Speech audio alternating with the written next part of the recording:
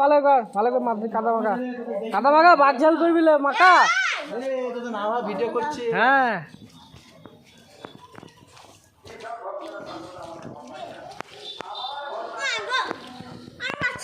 পারবি মাখা বাঘ ঝালাবে মাখা আমার কাদা দেয় বদমাস। হ্যাঁ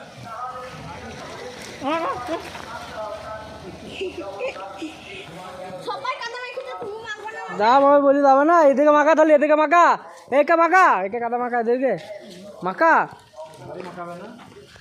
ভয়ে মাখাবে না মাখা।